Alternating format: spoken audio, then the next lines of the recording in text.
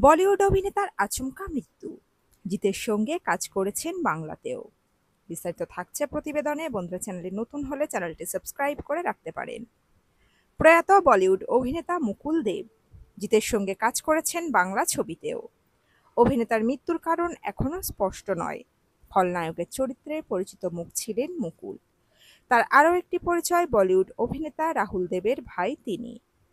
সূত্রের খবর, গত কয়েকদিন ধরে অসুস্থ ছিলেন মুকুল। ভর্তি ছিলেন আইসিইউতে। মুকুল দেবের মৃত্যুর খবর নিশ্চিত করেছেন বি টাউনের আরেক অভিনেতা বিন্দু দারা সিং।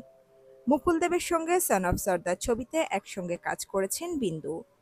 এই ছবিতে অভিনয় করেছেন অজয় দেবগন, সঞ্জয় দত্ত, জুহি চাওলা, সোনাক্ষী সিনহা সহ বলিউডের আরও অনেক পরিচিত মুখ।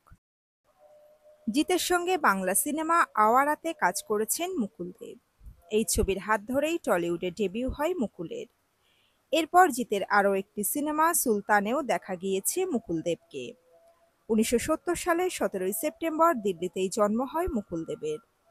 হিন্দির পাশাপাশি অভিনেতা কাজ করেছেন পাঞ্জাবি, তেলুগু, তামিল, কান্নাড়, মালায়ালি এবং বাংলা ছবিতে। টেলিভিশনেও অভিনয় করেছেন মুকুল। 1996 সালে কেরিয়ার শুরু করেন টেলিভিশনের হাত ধরেই। প্রথম কাজ ধারাবাহিক মুমকিনে।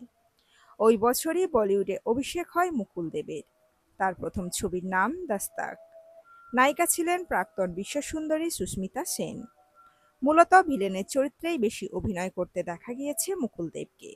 সন অফ সর্দার, ইয়ামলা পাগলা দিওয়ানা আর রাজকুমার জয় হোর মতো ছবিতে অভিনয় করেছেন তিনি। সালমান খান, শাহিদ কাপুর, ধর্মেন্দ্রর সঙ্গেও স্ক্রিন শেয়ার করেছেন মুকুল। শুধু অভিনেতা হিসাবেই দক্ষ ছিলেন না মুকুল, তার কাছে ছিল এরোনটিক্সের ডিগ্রিও। রায়বারেলির Indira Gandhi institution of aviation থেকে সার্টিফিকেটও পেয়েছিলেন তিনি। 2021 সালে বলিউডে 25 বছর পূরণ করেছিলেন মুকুল দেব। অভিনেতার এই আকস্মিক প্রয়াণে শোকস্তব্ধ সিনে দুনিয়া। তো বন্ধুরা, এই প্রতিবেদনে ছিল এতটুকুই। দ্রুত ফিরে আসছি নতুন কোনো আপডেট নিয়ে।